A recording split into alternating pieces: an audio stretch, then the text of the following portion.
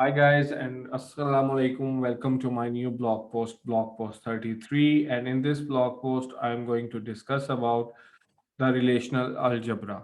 Uh, these series in these blog posts, which are actually related to relational algebra. This is the first one in the series, so you will get to know more about relational algebra in upcoming blog posts.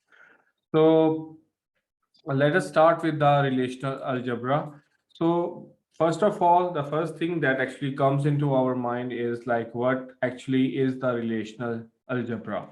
So, relational algebra is a procedural query language which takes relations as an input and returns relations as an output. So, actually, we really need to understand like what does this definition mean with respect to our databases or the queries.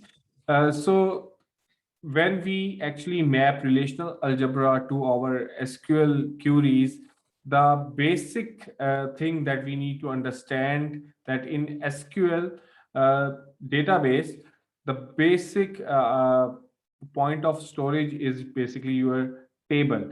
And when we map the term table to relational algebra, it means the relation. So table means a relation.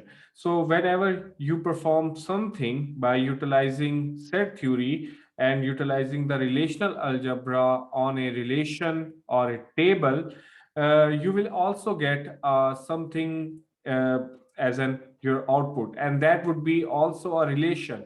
And in SQL terms, you will get a table.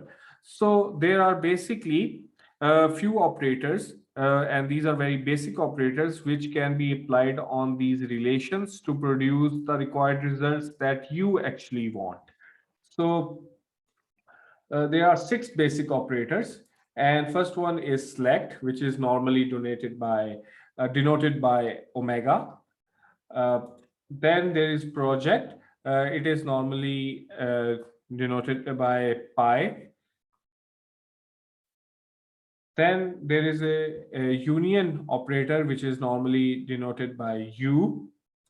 And then there is a set difference, which is normally denoted by minus sign.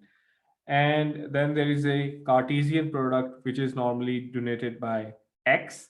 And then the last one is rename, which is normally denoted by phi.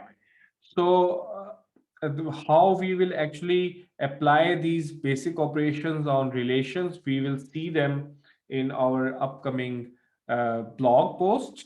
So, I hope so you have understood the concept of the relational algebra. So please do not forget to subscribe, like, and share my YouTube channel, YasirFazal. And please do not forget to hit the bell icon so that you should get the latest video as soon as it is uploaded. And as always, please spread the knowledge. Thank you.